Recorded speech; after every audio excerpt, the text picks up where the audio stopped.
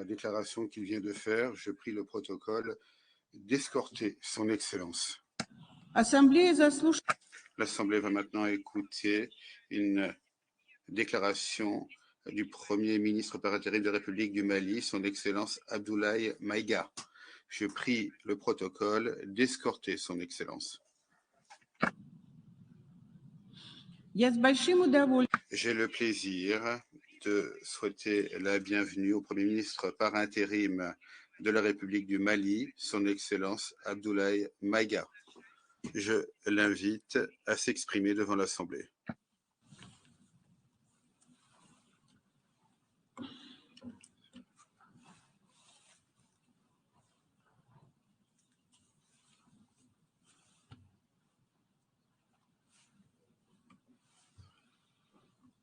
Monsieur le Président de l'Assemblée générale, Mesdames et Messieurs les chefs d'État et de gouvernement, Monsieur le Secrétaire général de l'Organisation des Nations unies, Mesdames et Messieurs, de prime abord, je voudrais m'acquitter de l'agréable devoir de vous adresser les chaleureuses salutations du peuple malien, riche de sa diversité culturelle, religieuse et ethnique, ainsi que celle de son Excellence, le colonel Assimi Goïta, président de la transition, chef de l'État.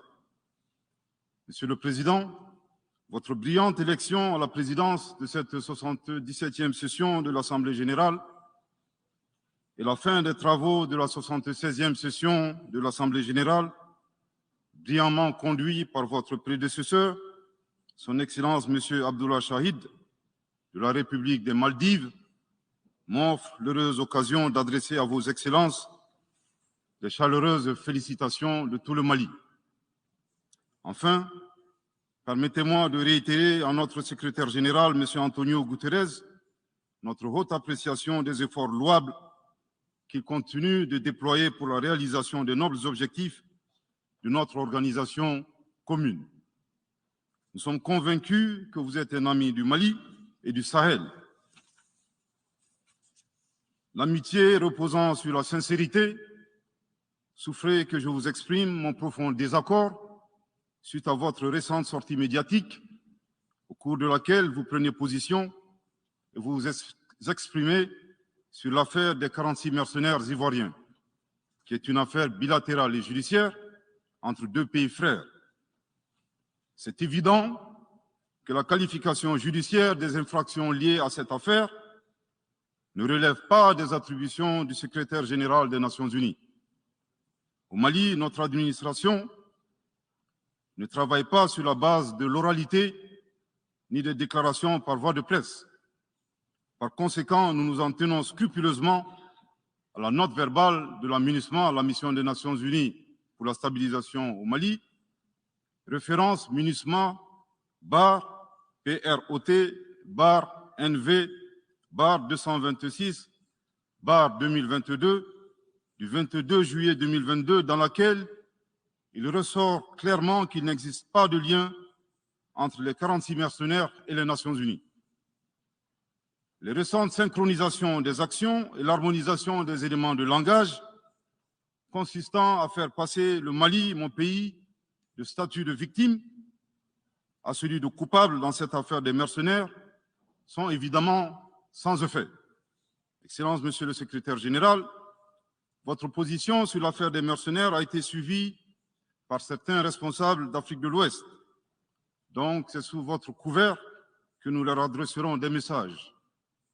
À l'endroit du président en exercice de la CEDEAO, M. Oumaro Sissoko Ambalo, qui affirme, je cite, « On vient de voir avant-hier la déclaration du secrétaire général des Nations unies qui dit que ce ne sont pas des mercenaires. Moi, à la place des Maliens, j'aurais relâché ces 49 soldats. » Fin de citation. Je voudrais très respectueusement signifier à ce dernier qu'il existe un principe de subsidiarité, d'ailleurs au contour flou entre la CEDEAO et les Nations unies, et non un principe de mimétisme. Également, il est important de lui préciser que le secrétaire général des Nations unies n'est pas un chef d'État et le président en exercice de la CEDEAO n'est pas un fonctionnaire. Par conséquent, il serait indiqué qu'il ne banalise pas la CEDEAO. Enfin, il est utile de rappeler au président en exercice de la CEDEAO qu'au Mali, les autorités n'interfèrent pas dans les dossiers judiciaires et respectent l'indépendance de la justice. Donc, nous n'avons pas vocation à interpeller ou relâcher. Ceci relève de la fonction judiciaire. Aussi, M. Oumaro Sissoko Ambalo doit être conscient du fait qu'il est le dépositaire d'un lourd héritage et de plusieurs sacrifices qui ont fait la renommée de cette organisation. La dynamique ayant fait la grandeur de la CEDEAO ne doit pas être brisée. Par ailleurs, nous avons pris acte de la menace de sanctions proférées contre le Mali et loin d'être impressionnés par des sanctions, je voudrais signaler au président en exercice de la CEDEAO qu'à la fin de son mandat, les peuples ouest-africains le jugeront sur les efforts qu'il a fournis pour améliorer les conditions de vie des populations et non des shows médiatiques servant des agendas étrangers. À l'endroit de M. Bazoum, il remarquera que le gouvernement de la transition n'a pour le moment jamais réagi à ces propos injurieux pour deux raisons cumulatives. La première raison tient au respect de l'héritage laissé par nos ancêtres, qui consiste à ne pas répondre aux injures par des injures. La seconde relève de l'identité de M. Bazoum, l'étranger qui se réclame du Niger. Nous savons que le peuple nigérien, frère du Mali, se distingue par des valeurs sociétales, culturelles et religieuses très riches. M. Bazoum n'est pas un Nigérien, son comportement nous le reconforte totalement dans notre constat.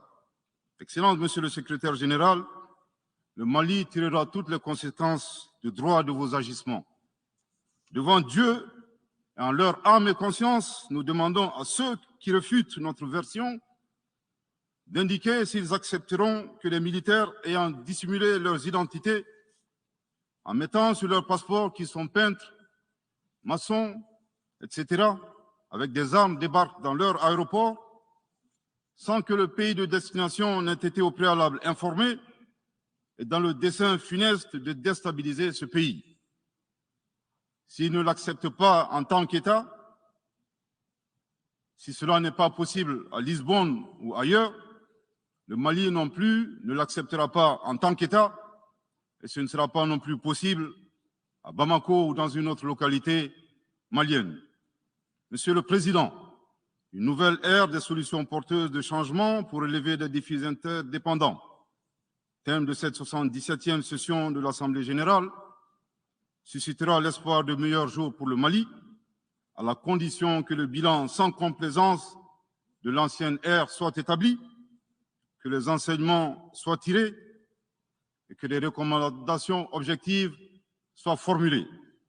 Une fois cet état franchi, je ne doute pas qu'à travers notre action collective, nous réussirons à pacifier les multiples foyers de tension dans le monde, mais aussi à promouvoir un développement harmonieux et lutter efficacement contre les pandémies, la dégradation de l'environnement et le réchauffement climatique, les inégalités, les politiques de domination et de prédation des ressources. Depuis le mois d'août 2020, le Mali, mon pays, se trouve dans un processus de transition qui prendra fin le 26 mars 2024 par le transfert de pouvoir aux autorités élues. D'ici à cette échéance et conformément aux recommandations des assises nationales de la refondation, les autorités de la transition se sont engagées dans 2 chronogrammes convenus avec la CEDEAO à faire des réformes politiques et institutionnelles avant d'organiser des élections dont l'objectif ultime est de refonder l'État malien, afin qu'il réponde aux aspirations profondes et légitimes de notre peuple à la paix, à la sécurité, à la bonne gouvernance, au développement et à la stabilité institutionnelle durable au Mali. Dans cette perspective, je suis heureux de souligner que certaines avancées majeures ont déjà été réalisées, notamment la promulgation de la loi électorale, qui comprend entre autres la création de l'autorité indépendante de gestion des élections, dont l'installation est à un stade avancé, ainsi que la mise en place d'une commission composée d'éminentes personnalités de toutes les composantes de la société malienne, chargée de la rédaction de la nouvelle constitution. Monsieur le Président, sur un autre plan, peu de gens savent que le Mali est le seul pays au monde dans lequel se superposent et se déroulent simultanément 4 types d'insécurité: le terrorisme, les conflits communautaires manipulés par les terroristes et leurs sponsors authentiques étrangers, la criminalité transnationale organisée et les actions violentes d'individus isolés. Parallèlement à ce processus de retour à l'ordre constitutionnel, le Mali continue de mener une lutte sans merci contre les acteurs de l'insécurité, en particulier les groupes extrémistes qui sont responsables de toutes sortes d'abus contre nos paisibles populations. En ce qui concerne le Mali, je suis heureux et fier de vous annoncer que les groupes terroristes ont été sérieusement affaiblis et la peur a même changé de camp. Cependant, ces groupes criminels gardent encore et toujours une certaine capacité de nuisance dans leur tentative désespérée de porter atteinte à notre intégrité territoriale et de terroriser nos populations. Les vaillantes forces de défense et de sécurité du Mali restent déterminées à faire face à toutes les menaces d'où qu'elles viennent, sous l'impulsion de son Excellence le colonel Assimi Goïta, président de la transition, chef de l'État. Le gouvernement du Mali continue d'intensifier les efforts importants pour recruter, former, équiper et renforcer les capacités opérationnelles des forces de défense et de sécurité maliennes. Je dois dire ici que les actions offensives menées jusque-là ont permis à nos forces de remporter des victoires décisives contre les forces obscurantistes. Elles ont également permis à l'État de reprendre pied et de réaffirmer son autorité sur une grande partie du territoire national, ainsi que de favoriser le retour de plusieurs milliers de nos compatriotes dans leur localité d'origine.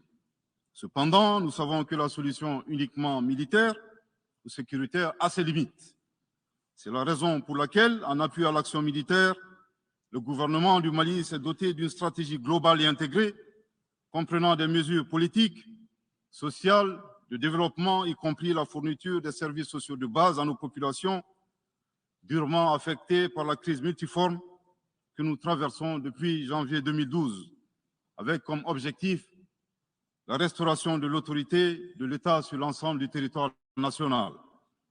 Dans cette dynamique, le gouvernement du Mali a approuvé le 24 août dernier la stratégie nationale de stabilisation des régions du centre et son plan d'action 2022-2024. Cette stratégie traduit la volonté des autorités de la transition d'avoir une approche holistique de la stabilisation des régions du centre. Elle vise à faire du centre une zone stable et prospère où les communautés sont réconciliées et vivent en harmonie avec leurs voisins. Parallèlement, la mise en œuvre diligente et intelligente de l'accord pour la paix et la réconciliation au Mali, issu du processus d'Alger, demeure une priorité stratégique des autorités de la transition. En tant qu'instrument pacifique de résolution durable de crise que traverse le Mali dans sa partie nord. Je dois dire que je suis particulièrement heureux des conclusions de la deuxième réunion de niveau décisionnel des parties à l'accord, tenue à Bamako du 1er au 5 août 2022. Cette importante réunion qui a regroupé les parties signataires et la médiation internationale a permis de lever certains obstacles afin de relancer le processus de mise en œuvre de l'accord. Poursuivant cette dynamique positive et progressive du processus de paix, la 6e réunion de haut niveau du comité de suivi de l'accord, CSA, s'est tenue à Bamako il y a à peine quelques semaines, le 2 septembre 2022. Cette session du CSA est un signal fort de la volonté des parties à s'engager dans une nouvelle dynamique en vue de parachever la mise en œuvre de l'accord. Je réaffirme ici notre attachement à ce processus, dont la réussite demeure l'une des conditions sine qua non de la stabilité durable du Mali. C'est le lieu pour moi de saluer une fois de plus le rôle actif de l'Algérie et l'accompagnement de l'équipe de médiation internationale. Je n'oublie pas ici la situation des réfugiés maliens dans les pays voisins, que je salue au passage pour leur hospitalité à l'égard des nôtres. Je n'oublie pas non plus celle de nos compatriotes déplacés internes.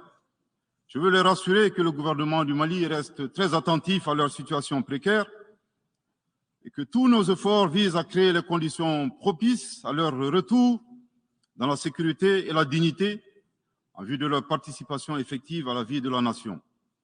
Monsieur le Président, dans sa difficile quête pour la paix, la stabilité et le développement durable, le peuple malien reste reconnaissant des efforts et des sacrifices consentis par la MINUSMA de sa création en juillet 2013 à nos jours, visant à aider le Mali à restaurer son autorité sur l'ensemble de son territoire.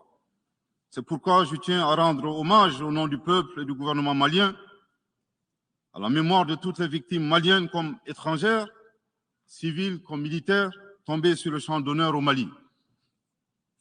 Cela dit, il nous faut reconnaître que près de 10 ans après son établissement, les objectifs pour lesquels l'aménagement a été déployé au Mali ne sont pas atteints, et ce, en dépit des nombreuses résolutions du Conseil de sécurité.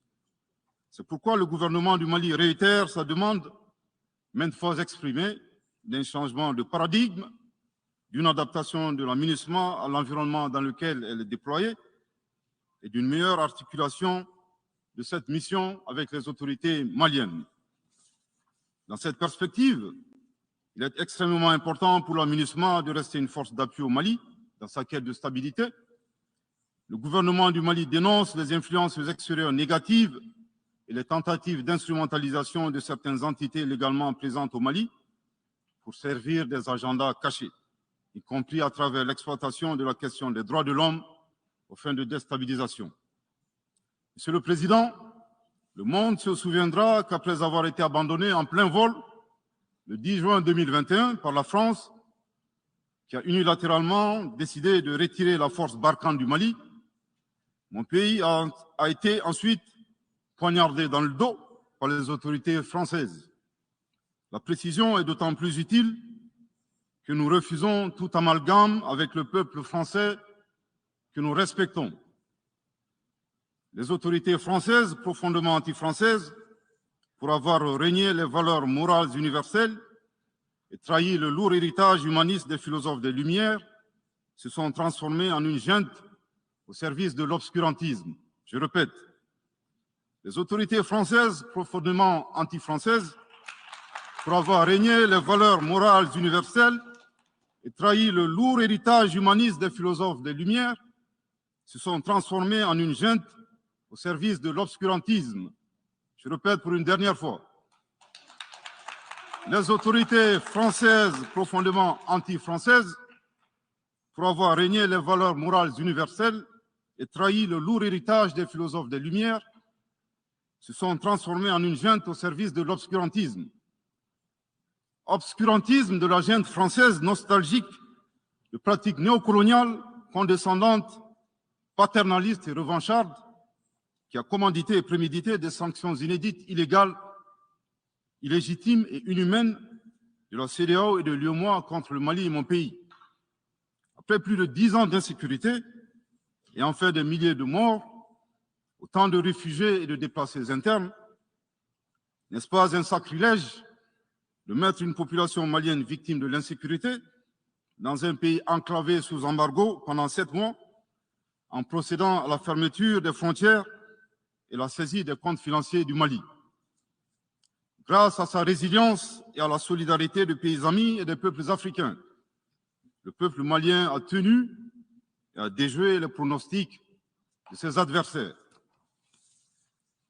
Obscurantisme de la junte française qui s'est rendue coupable d'instrumentalisation des différences ethniques, en oubliant si vite sa responsabilité dans le génocide contre les Tutsis au Rwanda, coupable également de tenter désespérément de diviser les Maliens, enfants d'une même famille. Enfin, obscurantisme de la junte française qui a violé l'espace aérien malien en y faisant voler des vecteurs aériens tels que des drones, des hélicoptères militaires et des avions de chasse plus d'une 50aine de fois, en apportant des renseignements, des armes et munitions aux groupes terroristes. Afin de se donner une bonne conscience, la junte française accuse le Mali de n'avoir pas été reconnaissant en se gargarisant de la mort regrettable de 59 soldats français au Mali lors de diverses opérations de lutte contre le terrorisme. À cette triste accusation, nous rappelons que dans la majorité des interventions d'officiels maliens et des cérémonies, nous rendons systématiquement un hommage à l'ensemble des victimes de l'insécurité au Mali, sans distinction de nationalité, donc y compris les 59 Français décédés. Aussi, nous les invitons à ne pas s'arrêter à si bon chemin et de remonter le temps, en passant par leur intervention en Libye, décriée par toute l'Afrique, sans oublier la participation forcée des milliers d'Africains à la Première et la Seconde Guerre mondiale, sans oublier la traite négrière qui explique le sort économique de beaucoup de pays. Combien d'Africains sont-ils morts pour la France et le monde libre dans lequel nous vivons? Monsieur le Président, eu égard à la gravité des faits commis par la junte française, le Mali, dans sa lettre en date du 15 août 2022, a demandé la tenue d'une réunion d'urgence du Conseil de sécurité des Nations Unies. Cette réunion a pour objet de permettre au Mali de présenter les éléments de preuve en sa possession, démontrant que l'armée française a agressé en de maintes reprises mon pays, en violant de manière répétitive et fréquente l'espace aérien malien, sans autorisation des autorités maliennes, et parfois en falsifiant des documents de vol. Plus grave, Monsieur le Président, le Mali sera en mesure de prouver que la junte française a fourni des renseignements et des armes à des groupes terroristes. Le gouvernement du Mali s'interroge sur les raisons qui poussent cet État membre du Conseil de sécurité, de surcroît assurant la présidence de cet organe, à faire obstacle au débat en vue de la manifestation de la vérité. Le monde doit être édifié sur les faits graves qui se sont déroulés au Mali et qui sont à la base de l'aggravation de l'insécurité et de la déstabilisation du Mali et du Sahel. Par la saisine du Conseil de sécurité, le gouvernement du Mali entend mettre cet important organe chargé à titre principal du maintien de la paix et de la sécurité internationale face à ses responsabilités et dénoncer les agissements de la junte française contre mon pays. Ces actes hostiles sont incompatibles avec la Charte des Nations Unies et son statut de membre permanent. Il y va de la crédibilité de notre mécanisme commun, de l'efficacité de la lutte contre le terrorisme, mais surtout, il y va de l'intégrité de l'Organisation des Nations Unies, qui repose entre autres sur le respect des engagements internationaux, de la légalité internationale et de la Charte des Nations Unies. Monsieur le Président, il semble opportun pour le Mali de demander votre implication personnelle auprès du Conseil de sécurité des Nations Unies afin que notre demande aboutisse pour que cesse la duplicité et la guerre par procuration imposée à mon pays.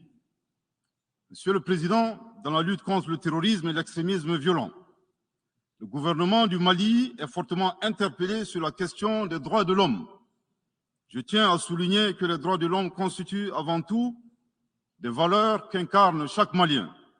Aussi, le gouvernement du Mali reste déterminé à les respecter et à les faire respecter, conformément à sa politique de tolérance zéro contre l'impunité.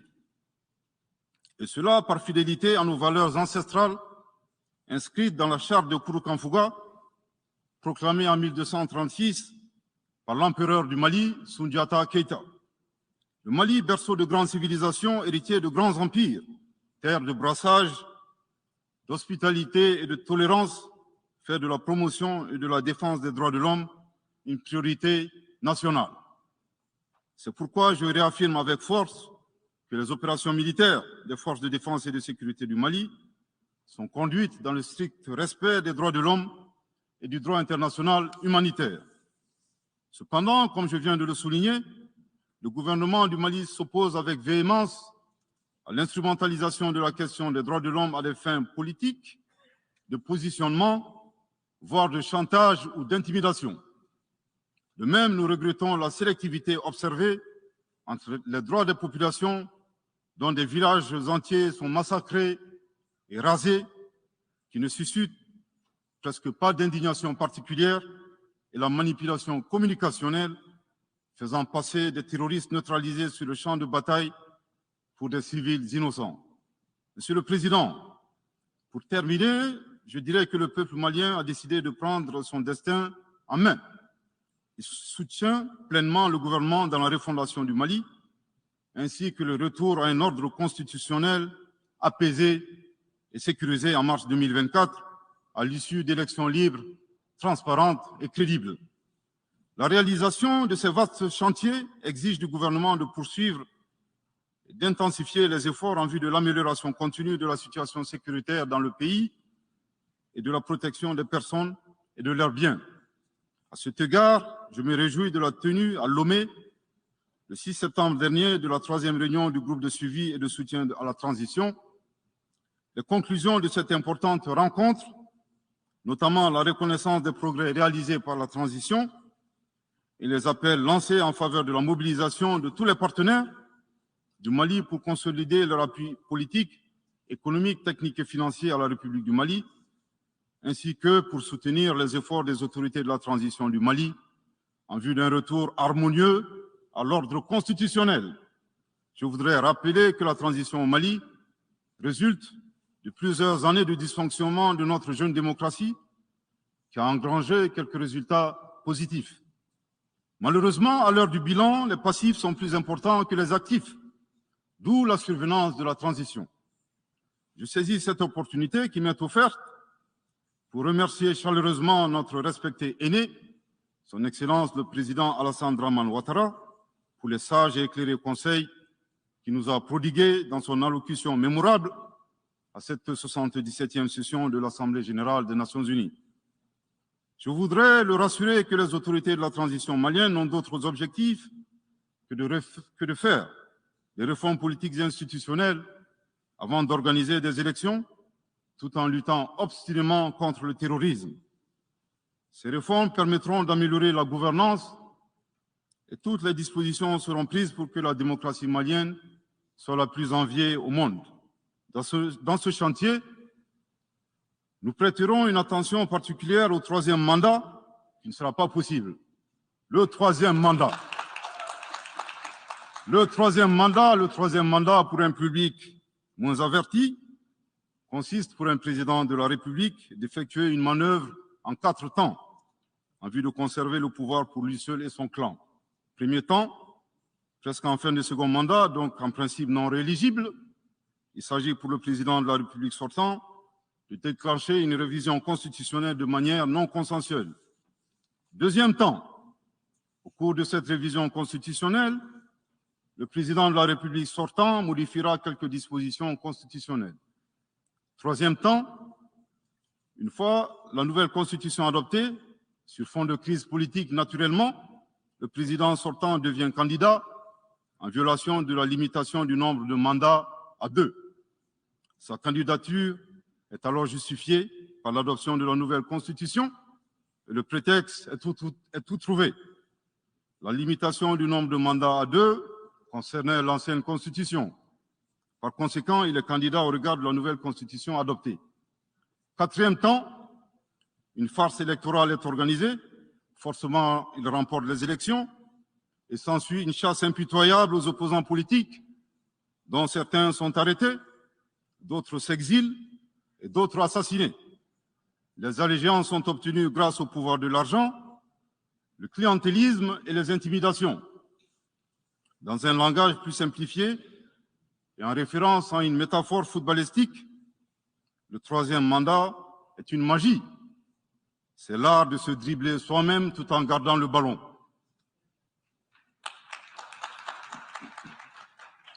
Excellence, Monsieur le Président Ouattara, vos conseils nous rappellent la triste histoire du chameau qui se moque de la bosse du dromadaire. Malgré les efforts tangibles de la transition malienne, dans la mise en œuvre des chronogrammes des réformes politiques et institutionnelles et celui des élections, salués par la communauté internationale, Madame la ministre des Affaires étrangères de la junte française, à qui le Mali n'a pourtant rien demandé, a estimé qu'il n'y avait pas eu de progrès, oubliant que nul ne peut aimer le Mali plus que les Maliens eux-mêmes. Sa position singulière et son adversité ne nous surprennent guère. Victor Hugo, dans Claude Gueux, a classé le genre humain en 2 catégories, en indiquant, je cite, qu'il y a des hommes qui sont fers et des hommes qui sont aimants, fin de citation. Madame le ministre, dont il s'agit malheureusement, n'est ni fer, ni aimant, elle est hideusement sui generis. Devant l'incertitude et les situations étrangères, le peuple malien adopte une attitude prudente. C'est ce que l'écrivain et le sage Amadou Hampâté-Bâ met en relief en conseillant dans l'étrange destin de Wangrin que, je cite, Si observer est une qualité, savoir se taire préserve de la calamité. Fin de citation. Madame le ministre de la Junte française, le Mali vous conseille de vous contenter d'observer sa situation. C'est l'occasion pour moi de saluer les relations de coopération exemplaires et fructueuses entre le Mali et la Russie, tout en réaffirmant que le Mali reste ouvert à tous les partenaires qui souhaitent l'aider à relever les défis multiples qui l'assaillent, dans le respect strict de sa souveraineté, de son unité et de la dignité du peuple malien. Le Mali rappelle que conformément à la vision du colonel Assimi Goïta, président de la transition chef de l'État, 3 principes guident l'action publique nationale.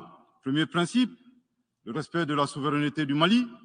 Deuxième principe, le respect des choix stratégiques et de partenaires opérés par le Mali.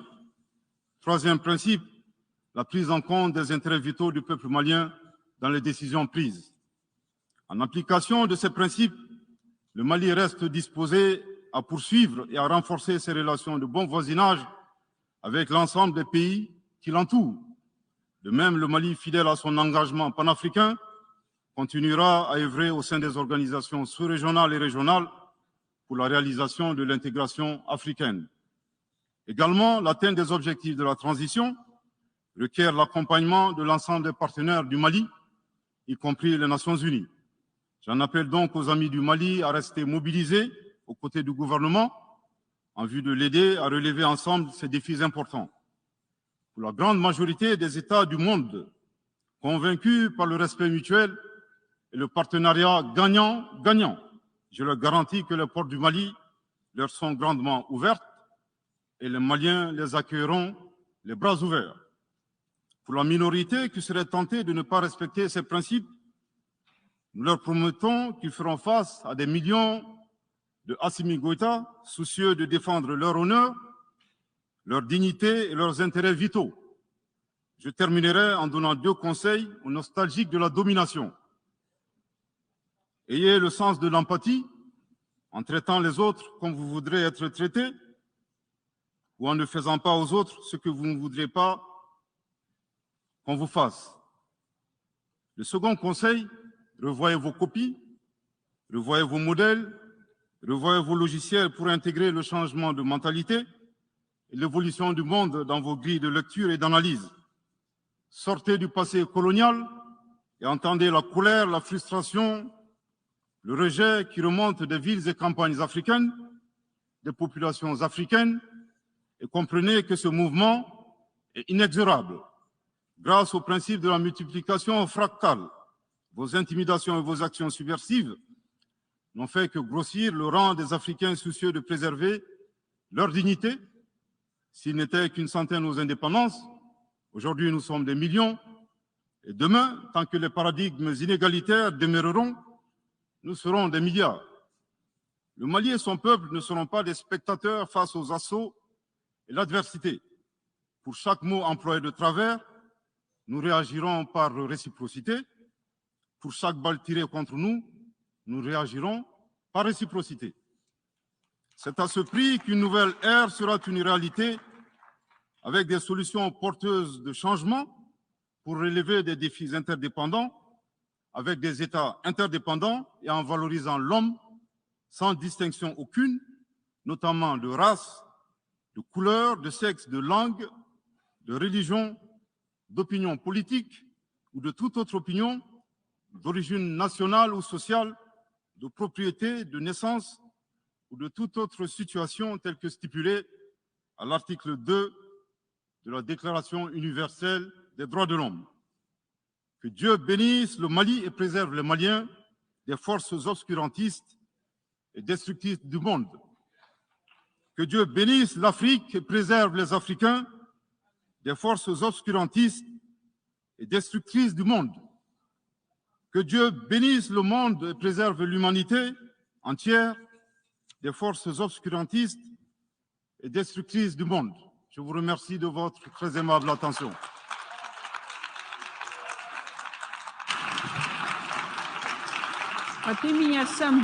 Au nom de l'Assemblée générale, permettez-moi de remercier le Premier ministre par intérim de l'Excellence du Mali pour la déclaration qu'il vient de faire. Je prie le protocole d'escorter son Excellence